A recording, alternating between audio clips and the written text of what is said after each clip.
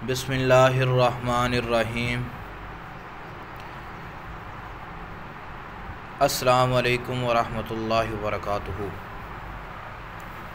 पहले भी जिन्नात के मुतल्लिक़ आपकी खिदमत में वज़ाइफ बयान किए गए हैं।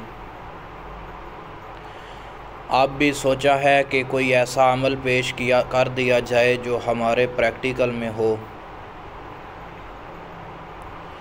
पहले भी जिन्नात को जलाने वाले वज़ाइफ आपके खिदमत में बयान किए गए हैं जिन्नात से छुटकारा हासिल करने के लिए,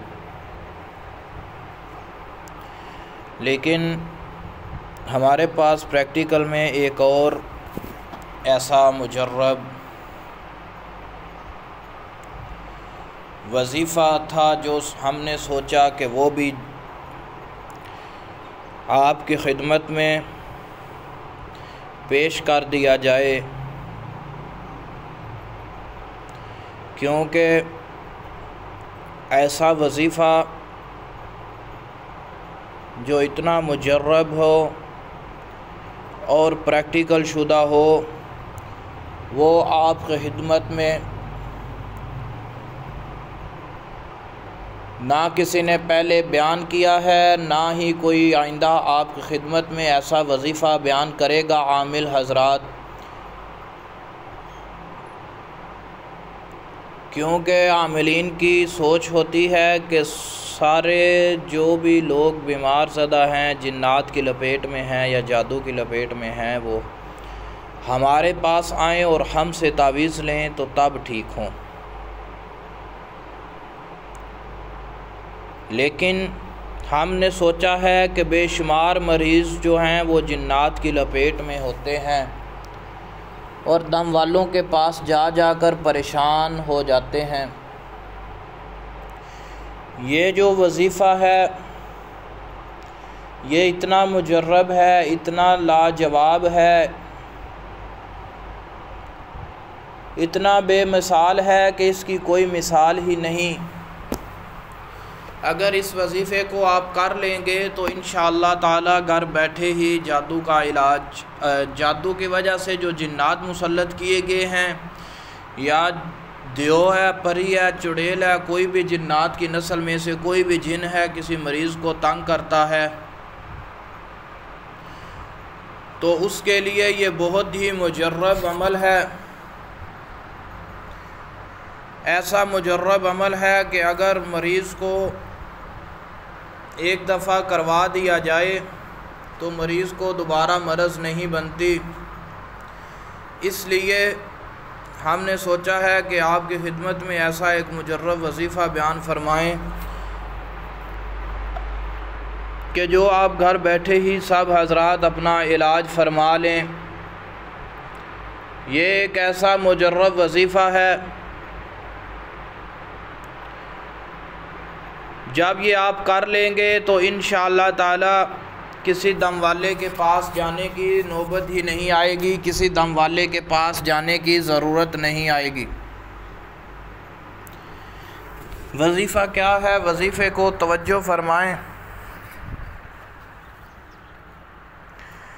वजीफ़ा ये है कि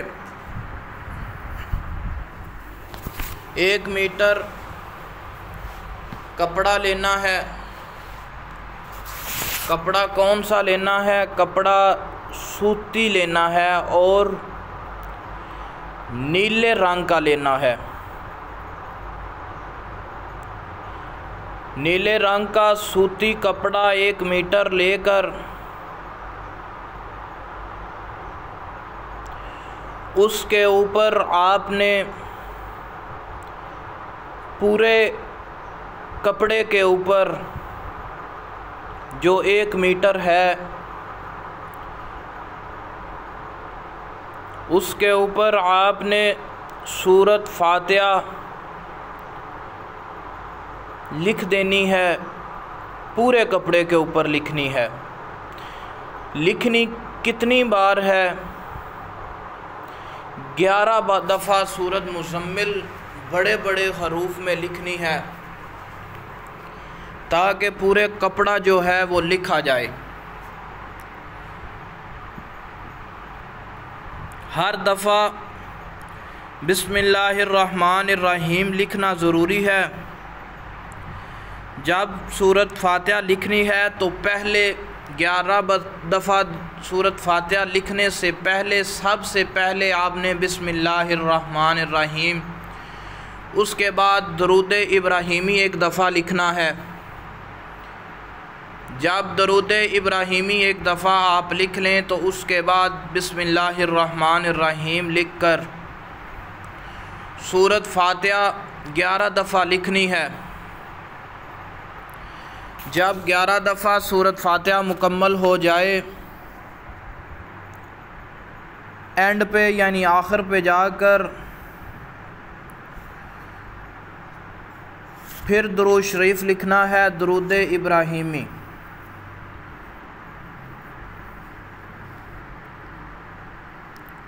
पहले एक दफ़ा जब मुकम्मल हो जाए तो फिर दुरूद शरीफ एक दफ़ा पढ़ना है, 11 दफ़ा सूरत फातिहा पढ़नी है, फिर एक दफ़ा दुरूद शरीफ पढ़ना है। उस कपड़े के ऊपर आपने दम कर देना है, एक फूंक मार देनी है, फिर दोबारा पढ़ना है, एक दफ़ा दुरूद शरीफ पढ़ना है, फिर 11 दफ़ा सूरत फातिहा पढ़नी है, फिर एक दफ़ा दुरूद शरीफ पढ़ना है, फिर फूंक मार देनी है। इसी तरतीब से तीसरी दफ़ा दुरूद शरीफ पढ़ना है, सूरत फातिहा पढ़नी है। सूरत फातिहा पढ़ने की तरतीब जो है वो नोट फरमाएं कि बिस्मिल्लाहिर्रहमानिर्रहीम अल्हम्दुलिल्लाहि रब्बिल आलमीन अर्रहमानिर्रहीम मालिकि यौमिद्दीन इय्याका नअबुदु व इय्याका नस्तईन इहदिनस सिरातल मुस्तकीम सिरातल लज़ीना अन्अमता अलैहिम गैरिल मग़ज़ूबि अलैहिम वलज़्ज़ालीन आमीन भी साथ कहना है। इसी तरतीब से 11 दफ़ा पढ़नी है। जब 11 दफ़ा मुकम्मल हो जाए फिर दुरूद शरीफ पढ़ना है, तीसरी दफ़ा फिर फूंक मार देनी है। फिर वो जो कपड़ा है उसको गले नुमा सेंटर से काट लेना है, कट लगाकर उसको कमीज़ की शक्ल बनाकर रात को जब मरीज़ का सोने का वक़्त हो तो उसको पहना देनी है। रात को सोते वक़्त जब वो कमीज़ के नीचे वो कपड़ा 1 मीटर कमीज़ की शक्ल से पहन लेगा, फिर सो जाना है।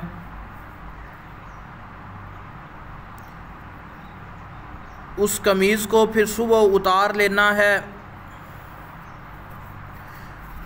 उतारने से पहले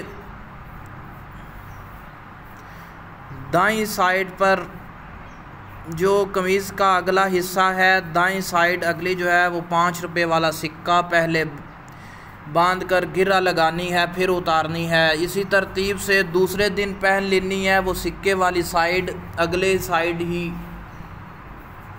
पर आए। दूसरे दिन जब उतारनी है कमीज़, बाईं साइड जो अगले वाली है उसमें 5 रुपये का सिक्का बांध कर उतारना है। तीसरे दिन जो बाईं साइड की पिछली साइड है उसके ऊपर सिक्का बांध के सुबह टाइम उतारनी है।